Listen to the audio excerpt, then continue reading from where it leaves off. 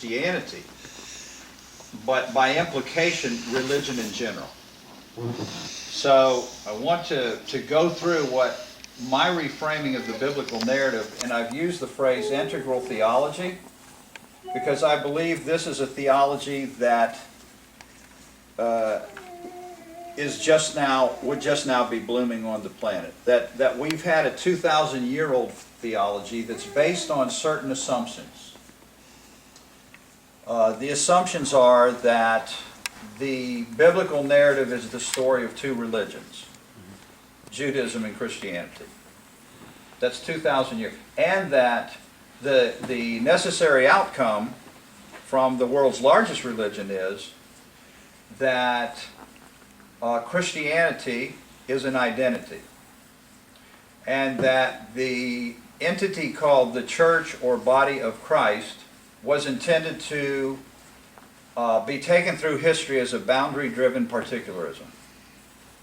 I liken this to the situation that Copernicus ran into.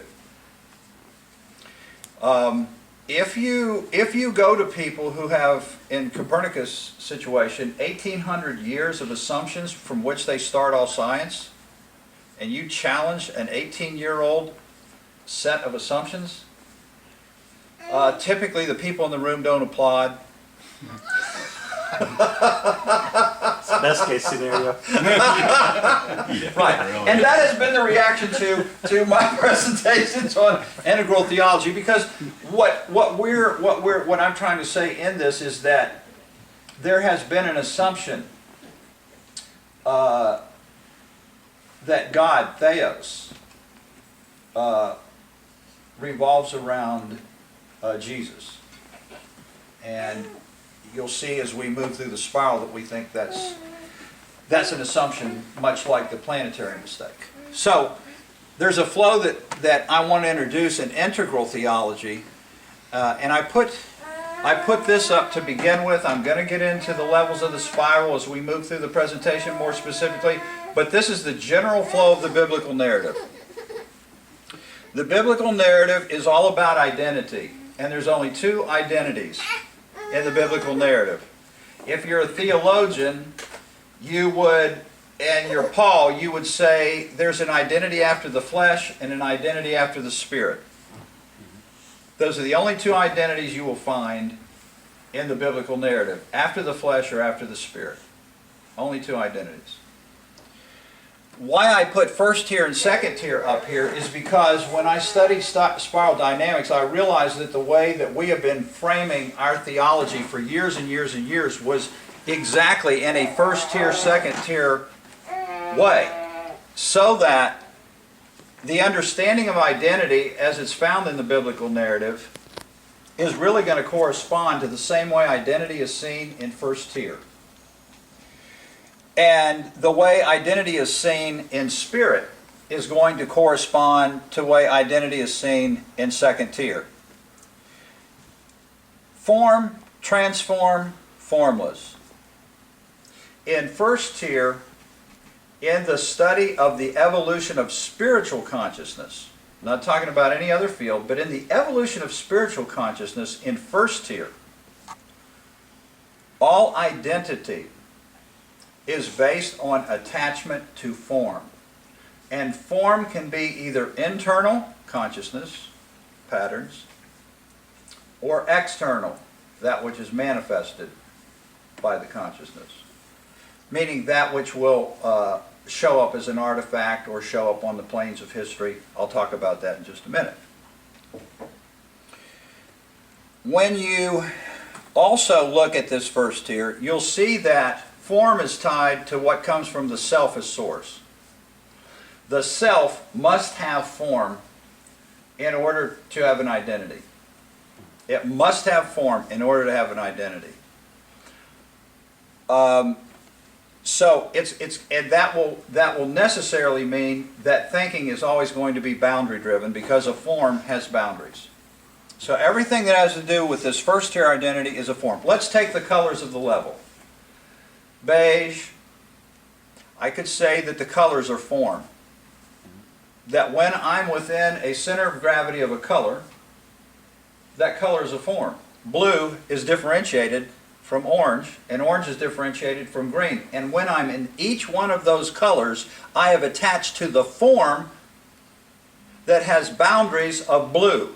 If I am in orange, I have attached to the form orange, which has its own boundaries. And when I violate those boundaries, or I feel someone else has violated those boundaries, there's a real problem in first tier. And there's a real problem with regard to spiritual identity in first tier. Because when the self is source, then it is always going to be up to me in order to achieve and maintain my identity, i.e., be obedient, be faithful, be believing. Those will all be criteria that can only come from me, the self as source. And that is the source of first tier identity. Second tier identity is spirit as source, and when I get to second tier, I will realize that second tier spiritual consciousness is simply an awakening to that which is, and therefore will relate more to things or concepts such as being, not doing. First tier is going to be doing. I from the self as source, this is what I must do. If I use Paul's allegory of Abraham, Abraham had two sons, Ishmael and Isaac. Paul said, Ishmael was born after the flesh. Why? Because it was a biological description? No.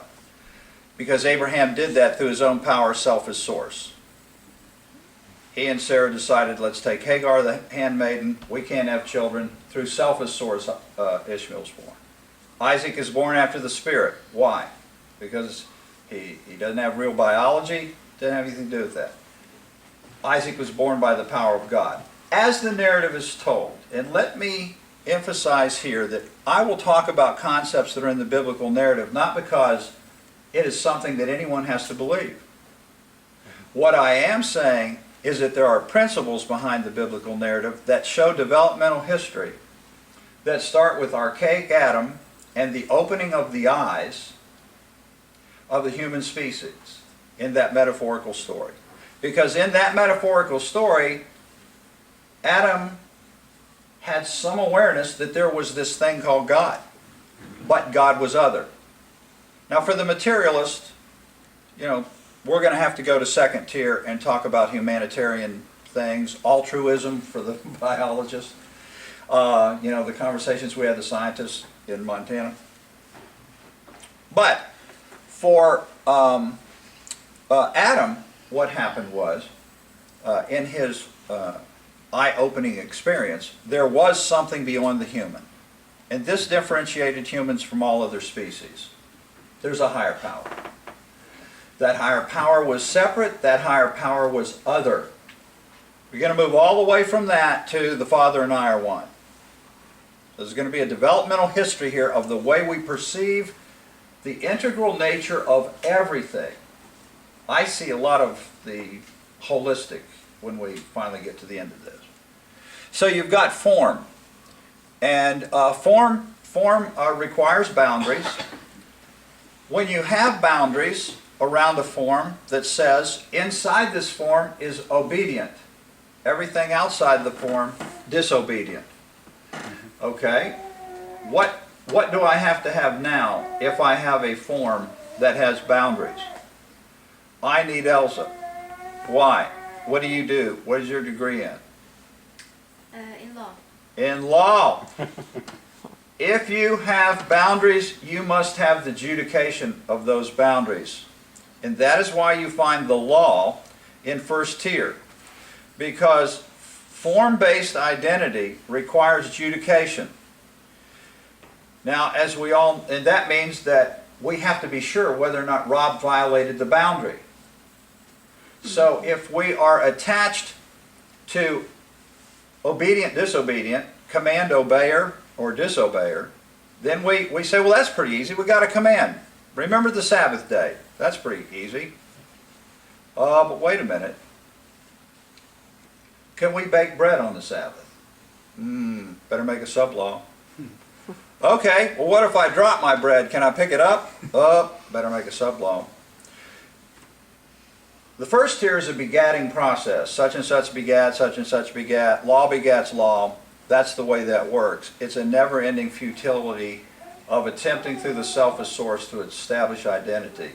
And so what happens is we need judication. Now, of course, the great thing is all you have to do is get an attorney, and your worries are over, because surely no one else would go and disagree with your attorney. No, then you end up with multiple attorneys. You end up with a constant disagreement about where the boundaries are.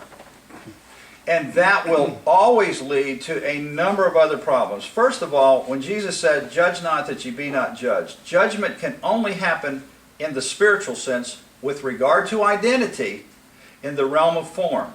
For you must have one form to compare to another form before judgment can take place. In the realm of the formless, we'll see that cannot occur.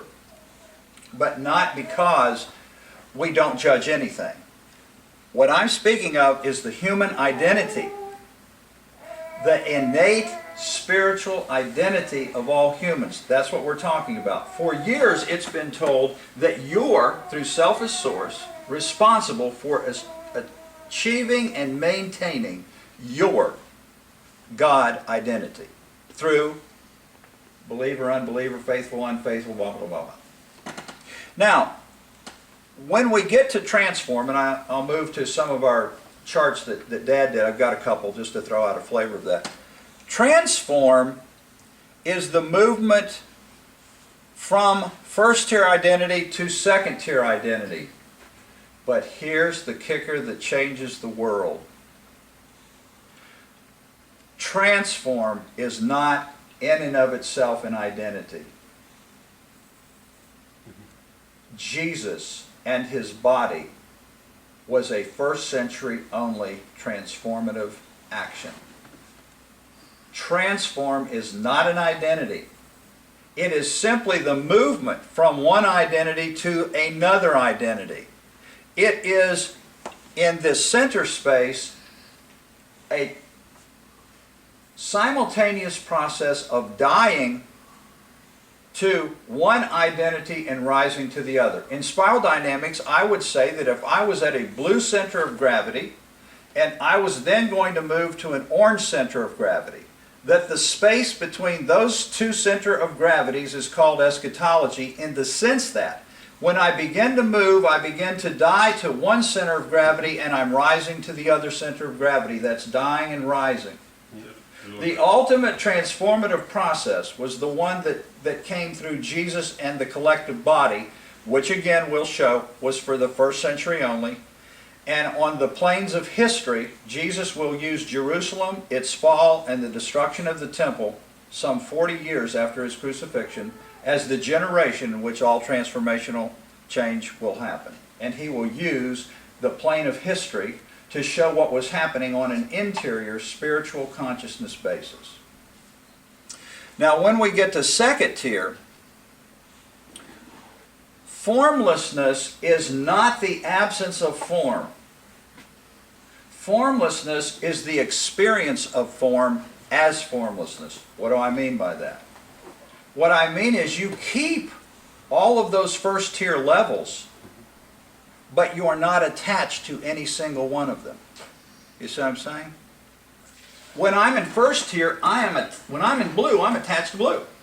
When I'm in orange, I'm attached to orange, and when I'm in green, I'm attached to green. When I get to second tier, formlessness in the biblical narrative is you don't give up the law, you just don't use it to determine someone's spiritual identity.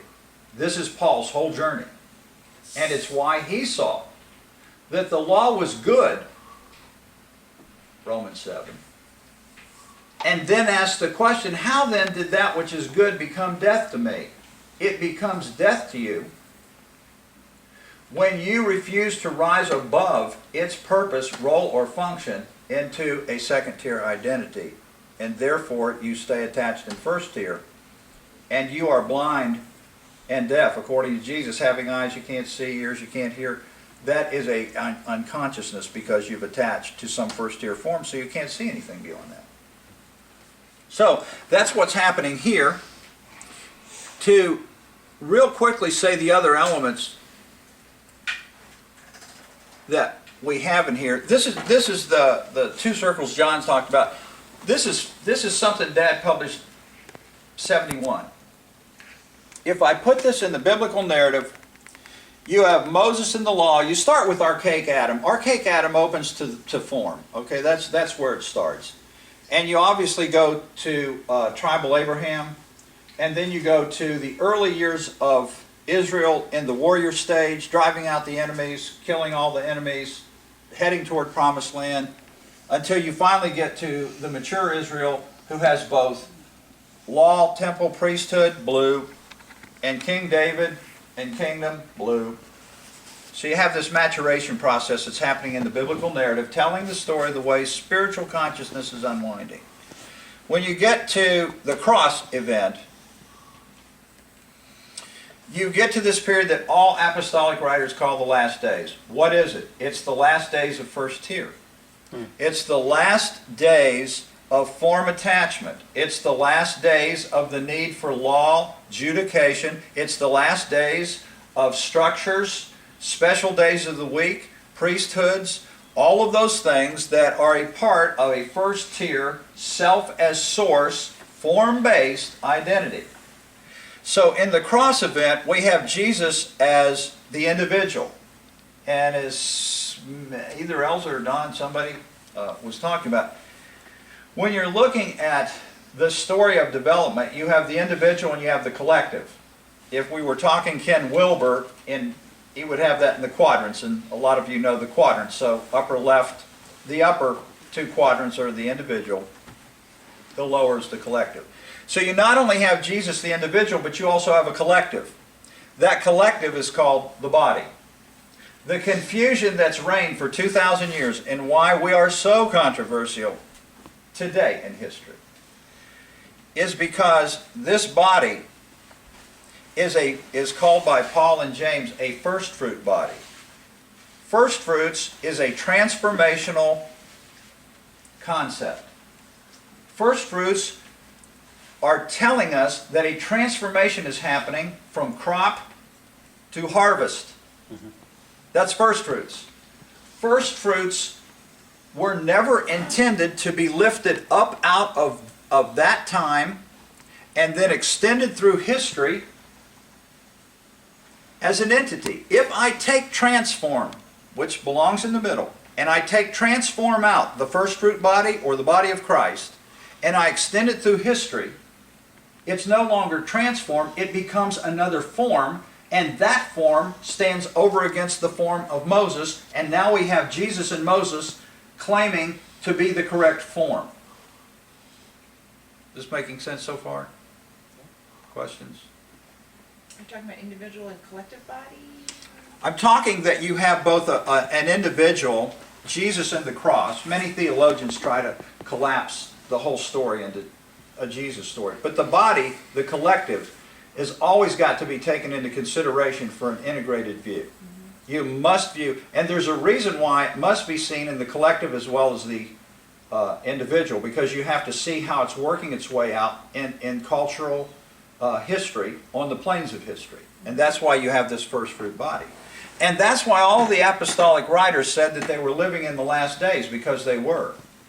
Now, the end of that circle for us is when the temple in Jerusalem were destroyed some 40 years after the cross. And what we're saying goes back to what Dad has taught. You have an inside and an outside. The outside, or that which Wilber would call primarily, in this case, the lower right, is going to have to do with the external that corresponds to your internal consciousness. The internal consciousness up until now was God is separate. Okay, how was that manifested in the plane of history and externally? There was a temple. Let's look at the architecture of the temple. You have a holy place and a holy of holies, and a curtain. Where did God exist? He was in the Holy of Holies, that's where his presence was, and no one could go in there. This is a continuation of Adam's first tier thinking, God is other. So God is in the Holy of Holies. God is behind the curtain. You cannot go back there. God is other, God is separate. This is an external manifestation of an internal spiritual consciousness view. Jesus in Matthew, Mark, and Luke, as we all know, had his apocalyptic sayings about the, quote, end of the age, and in every single case he started at the temple and he said to the apostles, do you see all these magnificent buildings? I tell you the truth, this generation will not pass until one stone is not left on another. And in fact, that's exactly what happened. That's not a real popular message with some people either. It's a sore spot. But what's happening is here, and this is always going to happen, should we expect that a major change or a major shift is going to happen by using, a modification of the same thing we've had on the planet for thousands of years? I don't think so. So what's happening here is that there's a movement then from self as source to spirit as source, from form to formlessness, and this in my mind corresponds first tier, second tier. So if I use Jerusalem, which I just did, Jerusalem will be the identity that I have in first tier. The city is my identity. When I'm exiled in 586 BC by the Babylonians, Daniel and the others will be crying out to be restored. Why? Because that's my identity. I'm exiled from a city. What is a city? A city is an artifact. It's made by people. It belongs in the lower right. But I'm attached to it. That's my identity. When I get to the first century, Paul is going to talk about the Jerusalem that now is in bondage with her children. What does he mean? He means they're in first tier. They're in bondage to a first tier, limited way of seeing. But the Jerusalem that is above is our mother, the first fruit mother. You see, there's a transformation happening in Paul's mind. There's two Jerusalem. The one that's above is a second tier Jerusalem. When we get to John's Revelation, John sees the new Jerusalem coming down. Paul said it was above in his time, but John sees it at the end. Revelation is the end. The end of what? Babylon. Babylon is Jerusalem in our way of saying it there. So the new Jerusalem comes down, and the presence, our name, the presence of God is with men. We do not see, when we look at a human being, someone whose identity must be determined through a question and answer sheet. What denomination? Think about Christianity as the way identity is determined in Christianity. What denomination are you? To denominate is to separate. What I'm saying is that behind all of the problems of the world is us versus them. And us versus them, until we sort out spirituality of every human being, until we figure out the innate spiritual nature of every human that walks the planet, we're going to have an us versus them problem that will manifest at some point. It will. Us versus them happens at every level of the spiral, and it especially happens in tribal and other places. In the transformation of all things, Abraham is going to go from great nation, singular, made up of 12 tribes, genealogically and biologically, to the blessing of all nations, which is beyond genealogy, beyond gender, sexual preference, beyond boundary. It is simply spirituality, period. So I've moved actually beyond religion, because religion means to bind. And as I think I've gotten some other slides, the ceiling for all religion is green. The very best a religion can offer is coexist. That's it, coexist. Because why? Because I'm a religion, you're a religion. Oh, what are the boundaries of your form? Now we're getting into boundaries again. And then, if the wars are even worse within your own tribe, go to Christianity and ask them, what are the boundaries between you as a Jehovah's Witness, a Mormon, a Southern Baptist, an Episcopal, a Catholic, a Protestant? You know, there's thousands of iterations of boundary-driven, you know, whatever. And what are they to show? Why did they even exist? How did they get there? Because I thought, from the selfish source, this was the true way to establish God identity. And it put me against you. And to the extent that even here in the States, even though you don't get beheaded literally, there are conversations every Christmas in every family about just whatever you do, don't bring up this when we get the family together for Christmas. And religion will be one of the things that we say don't talk about. So you have Jerusalem, and just as a quickie on the way developmental history happens here, there are three types of practices. You begin in first here with religious practices. What are religious practices? Hey, let's go sacrifice a goat. That sounds like fun. There are ceremonies, and those things are my identity. I have to go to temple. I have to do the certain feast days. I have to do those things which will declare me clean versus unclean. You see, this is a first tier separation way of thinking. What are transformative practices? Here's where Christianity, again, really loves what we have to say. Transformative practices are only meant during a transformation. Boy, that's a bold statement. Baptism was a first century transformational practice where they were dying to the flesh, which is to say first tier, and they were waiting for the resurrection, fall of temple, etc., removal from the plane of history, that which was a symbol of first tier. Now what we've got in baptism, we don't do baptism anymore. We don't call ourselves Christian anymore.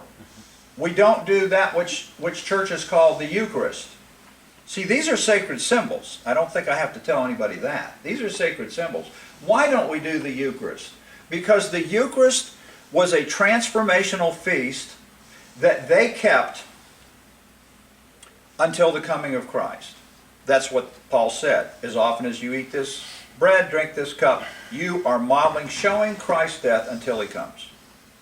These were transformational practices only for the first century. Now we get out here to second tier where we are today, New Heaven and Earth, New Jerusalem, spiritual practices. What's a spiritual practice? No boundaries. It could be pulling weeds, it could be going for a walk, it could be fixing a cup of tea. Or taking communion, but having a different motivation behind an understanding of it. If I call it communion, I wouldn't compare it to anything that happened here, except that, to your point, to say that I might be communing with someone that's part of the human new heaven and earth, which is any and every person who would seek to have communion with me. So, for example, in that sense, it's not restricted to bread and wine in that sense.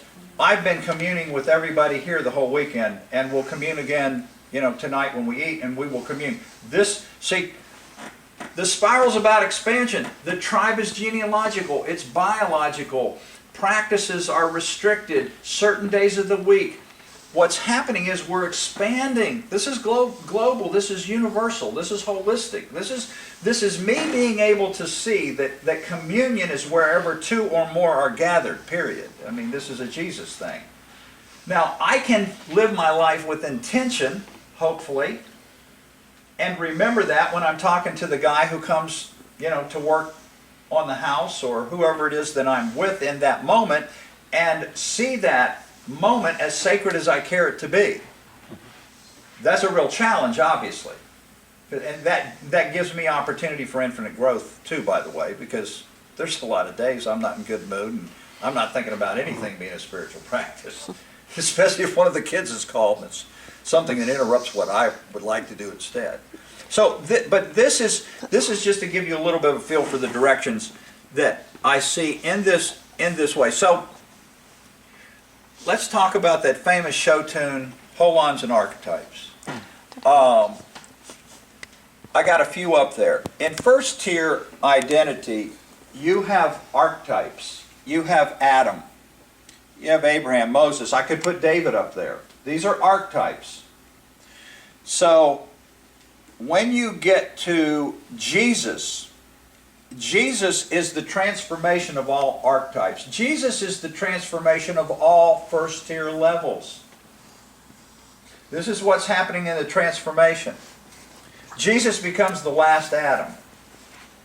So you have Adam as an archetype in first tier. Jesus is the last Adam. Why? Because he's transforming Adam. What did Adam see? He saw God as other. What did Jesus see? The Father and I are one. Jesus is the last Adam. What is Adam? Adam is a man. This is another place where the Trinity comes under, they get really upset, people that believe in the Trinity. This is because what we're saying is that Jesus is showing or modeling a God consciousness. A consciousness of God, a consciousness of spirituality itself. And so for the Trinitarians, that now, when I talk to people in Islam, oh yes, Jesus was a prophet. They're all for that. Jesus is a prophet. So most of the world on monotheism is not a problem, but in Christianity it is. Abraham is also at the genesis of humanity, and Abraham represents faith. Faith is always related to spirit. You have two things happening in the genesis of humanity. Adam, self is source. Abraham, spirit is source. Why? Because Abraham, by faith. What does he do? He goes out into a place not knowing where he's going. The self hates not knowing. It has to know. So Adam has to know. He has to grasp the knowledge. Adam wants to be like God. You cannot be like something unless you see it as different or separate from you in order to be like it. Abraham then, and faith, is the genesis of the spiritual consciousness. So the genesis, our narrative, my narrative would be that there is something more than the human. That there is this thing called God or spirituality itself, and that spiritual consciousness begins in the genesis of humanity in both Adam and Abraham. And that we're seeing two different aspects of it. And the Spirit is what's going to pull everyone through. Moses will be everything from the law to the fact that he was from the tribe of Levi, from which all the priests and the temple system came from. And the priesthood and the temple and all that came with that. David would stand for a line of kings that would go all the way down to the Babylonian captivity. None of the kings of Israel could defeat the true enemy, and the true enemy was sin and death. That is why when Jesus did it, he was of the lineage of David, and that is why he is called the King of Kings, because he's the king of the Davidic lineage of kings. For he could do what none of them did not. Sin and death is a first-tier way of seeing. Why? Because death is separation. Adam, metaphorically, is told to leave the garden. The day you eat of the fruit, you will surely die. Did Adam die that day? Not biologically. That's separation. Parable of the prodigal son. He's returned and restored with oneness with the Father, and the Father says, "This my son was dead, now he is alive." Life is the understanding of the oneness of all things. That is life. Jesus said, "I came to bring it and bring it more abundantly." That's holism. Death is dualism and the belief of separatism, especially with regard to spirituality and separate from God, and that I must, through commandment keeping, belief, and other things, do what I can through self as source in order to be one with God. So you have these holons, and Jesus and the body basically are the transformative group that fulfill the role and function of all these others. Sin and death, what does sin mean? Don, do you remember the word for sin in the Greek? No, I don't remember it. It's amartia, which means which means to miss the mark. Yeah, To sin is to miss the mark. yeah. Pistuo is I believe. Yes. That's Abraham, faith, belief, pisteo. Yeah. And so to miss the mark, sin. So then the next question is, that's easy enough, to know if Saeed sinned. Well, did he miss the mark? Okay. Well, now the question is, well, what's the mark? Well, if my mom said it, I've sinned a lot. We always start with mom. But it gets even worse. We decide to come together as a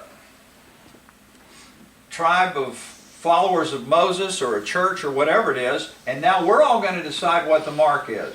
Right. Is it LGBT? Is it women get to be a priest? Is it, you start down the line, there's millions of them. Depends on your denomination. It's a way of saying, what are your set of rules? It's a way of saying, what are your rules, which is to say, what are your boundaries? Because when you violate a boundary, you miss the mark. But you cannot violate a boundary if you live in something that is not boundary driven, which is to say formlessness, which is to say the innate. So now I'm changing my thinking paradigm, my judgment paradigm, and the way I'm dealing from, quote, a religious perspective to a spiritual perspective. It's not that religion was not part of the story. Religion was part of the story in first tier. Religion is a first tier way of seeing that goes all the way up through the first tier levels. But that lens can only take us and prepare us, because it is necessary, and it's still necessary for millions of people today. I'm not saying it's not. It is. That's spiral dynamics. I'm not saying that we're advocating walking into any and everybody and suggesting that they not go to church anymore. We're not saying that. That's not spiral dynamics. What we are saying is that there's a group of us here and a group of us in presence that are saying we would like to evolve beyond that. Or is that the end? Are you telling us that religion is the highest consciousness that you can have? That's as good as Jesus could do. That Jesus, we could take Jesus to green, but he could never have been integral beyond that. No, I think just the opposite. So what is happening here is that holarchy, which is the entire process, is God or spirituality itself. Holons play a role or function. Adam played a role or function. Abraham played role and function. Moses played role or function, and Jesus played role or function. God is the holarchy within which they all operated. The gospel of God is Genesis to Revelation, and the gospel of Christ is that final fulfillment of the gospel of God. It is not a thing that was meant to be taken out and brought through history as an identity in and of itself, which is why Jesus said, I can do nothing of myself. Which is why Jesus said, the words that I speak are not my own. Do not glorify me, glorify the Father. The one who sins is greater than the one who is sent. Jesus understood he was a servant of the process. Jesus understood as the man from Nazareth, a consciousness level. God was in Christ reconciling the world to himself, to God. Christ was the final piece of that. So it's not Jesus versus Moses. It's not Jesus versus anyone. It's about God. And for 2,000 years it's been about Jesus for the religion of Christianity. So what we're saying is the message has always been a God message, which is to say spirituality itself message. So that's the way that's working. That's eschatology. That's where it goes. So any questions so far? Comments? Nobody? Okay. I do. Yeah. So you know how this pattern is like a fulfillment of the types of, I was just bringing up how I've made this chart about how, you know, Moses was the first Jesus, 50 years, received the law, 3,000 people given death for idolatry at the bottom of the, you know, then you had the 40 years wandering. Let's go through it. Let's go through the patterns, because this is a good one. Let's go back to Moses. We have Moses, right? Moses is going to deliver Israel, and what's Israel going to do? She's going to go through what? Wilderness. The Red wandering. Sea. Oh, Red Sea.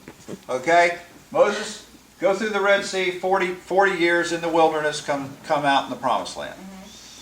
But Moses could not lead them into the promised land. Right. No, Moses Actually, could only go to here, but he couldn't enter. Right, but then Joshua, which is actually Jesus' name, Yeshua, Salvation, Yeshua salvation. had to come and lead them into the promised Yes, land. that's Right. Yeshua. Right. So Yeah. and then you have this exact replicated pattern of Jesus, you know, Yes. delivering people from bondage to sin. Correct.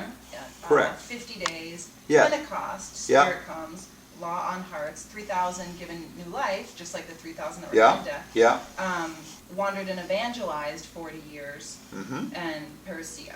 Yeah. So I'm wondering, what do you think is the significance of the fact that there was this repeated pattern so specifically? Okay. What was that saying? When I talk, in there's a this- whole field called sacred geometry. Uh-huh. And you get into the Mandelbrot set, and you get into all these patterns that happen in the universe. And in geometry itself, patterns, in architecture.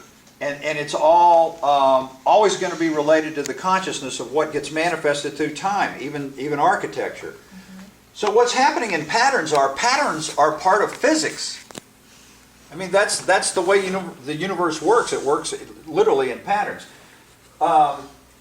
A few other ones are that Jesus said during this first century, these are the days of birth pains. Okay, a pregnancy technically lasts 40 weeks. 40 weeks. Right.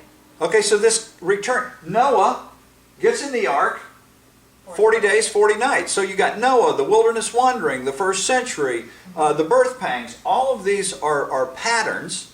And for me, this would come under the category of evidence.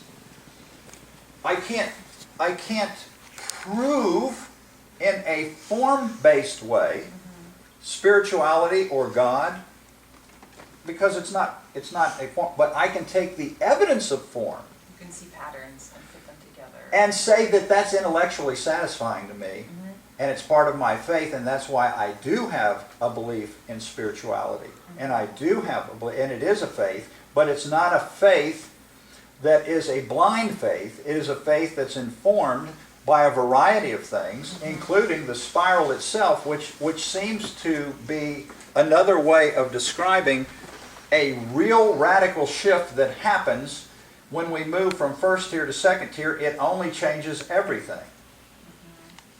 So, if I go on down, that means that God is light. God is light. Jesus acts as a prism because he brings about a consciousness of all the color, which is to say, the first tier levels, because he is showing the world how those are transformed. Jesus is not the light, but Jesus is that through which the light comes. The light is God, God is light. So you have Paul saying, the night is far spent, the day is at hand. That's transformational. Peter is saying, the day star is about to rise in your heart. I think Claire Graves mentioned the dawn, not the twilight. Peter was seeing the dawning of the day. See, because the day is coming. We get to the book of Revelation, there is no night there. You see, we pass from darkness to light. When we're in the darkness, we're like the first tier prophets. They saw us through a glass darkly. When I'm attached to first tier levels and views, I am in the darkness because I'm not aware of the other levels in the way that I am when I am in second tier, detached from them, and yet they are embodied as color is in light. But yet the light, which is the source of all, is not itself a color. These are literally, in integral theology way of seeing, obvious to us, developmental history on the plane of history, as well as internal consciousness, ideas that play extremely well. A guy from Japan is in a religion called Sukyo Makari, and it's a light practice. They do light. He loves this. And he actually was raised in a Catholic school because his dad works at the UN. He's retired now. His dad was actually the first ambassador to the UN from Japan. Ken is a real good friend of ours now. That plays real well. There's a lot of places that you can talk to people in Eastern religion, except the difference is the Eastern religions don't have developmental history. The Eastern religions do not have, see, what I like about the biblical narrative, and I don't knock that at all, they just go right into talking about second-tier spirituality aspects, non-dualism, and all the things that you get in the Tao, and all the things that you get in Buddhism. I draw from all of those. I've gotten some great ideas from all those. But the beauty of this is that all of that will play with the concept of light, darkness, and all those kinds of concepts. It's very easily translatable. Easy for the discussion. So, I'm going to now do beauty, truth, and goodness. That's Plato's spheres, man.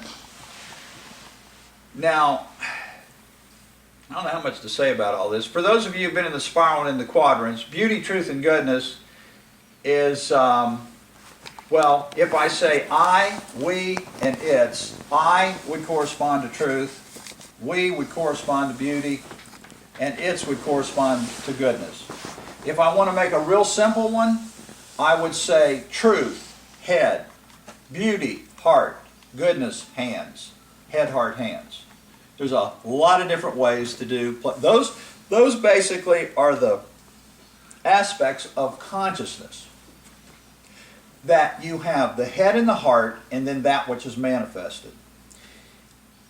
All three of those, if they're integrated, are extremely powerful. However, if you have a center of gravity where you're very strong on truth and not too good on beauty, or you're very strong on beauty and not really want to get into the complexity of truth, you get wheels that are very badly out of balance, and you can get in some really bad places with your interpretations.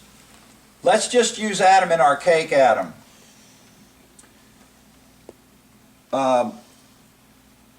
All of beauty, truth, and goodness looks different in every level. So if I start with the archaic, what was the truth? To archaic Adam, the truth was God is other. That was the truth. That was his understanding. What was beauty? Ooh, that looks good to the eye, to the taste. That fruit looks good. I could be like God. That looks beautiful. Ooh. What was goodness? Goodness is the action we take based on the beauty and the truth. I think I'll grasp that. I think I will consume that. So for Adam, beauty, truth, and goodness starts on a very archaic level of working its way out from the beginning. Now, all of those are going to go all the way up until we get to a second tier. Jesus, of course, is going to move. Adam is thinking my will. Jesus is going to get, when we get up to Jesus, goodness is going to be based on thy will. This is real important because in spirituality, a first tier corporation will be centered self as source. It will be self-centered. It will not want to know what is good on behalf of others. A second tier, spiritually based, they don't even have to use the word spirituality or believe in spirituality, but for us, spirituality in second tier is that which is manifested, products and otherwise, on behalf of others, on behalf of the environment, on behalf of people, on behalf of situations. I am moving from self as source, and that's why self down here in the bottom is all capital letters. Spirit is all small letters. Because at the opening of the eyes, the self is the dominant consciousness informed mind. When I get to the top, spirit's all capitalized and self is small. Why? Because I become the observer of all first tier levels. That's spirit. The spirit is able to observe, because the spirit is light, I am able to observe all the first tier levels. I can see what my archaic is doing. Is it healthy or unhealthy today in my archaic? Because I've got archaic needs, I'm still archaic. I still have all my same archaic instincts as the first human had. And I can look at my warrior, my tribal, or my blue boundaries, my discipline, my traditions. I can look at all of that, see, because I'm not attached to them. I can look at them and I can ask myself the question, am I thinking in a self-centered way? Paul will say you can do that, but it's going to lead to something called coveting. And when you covet, it's going to lead you as a Wall Street person to greed and power and self-serving ways that are going to decimate your economy. So when we're thinking in this sense, you have two sources of information, and after the self is after the flesh, and that's going to be your identity when it is capital letters. After the Spirit, capital letters, you have become aware of the identity you always were. Adam was operating under an illusion that God was other. That is why Jesus said, the Satan, that adversarial voice in his head, the self, was a liar from the beginning and a murderer, because it kills. It separates you from everything in your paradigm of thinking. Okay? So now I'm going to do my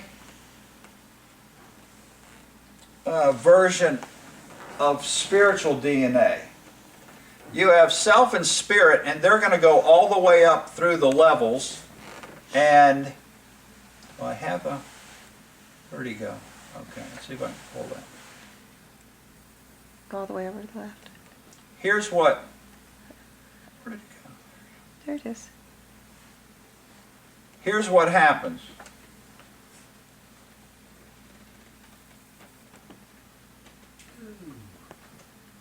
Ah.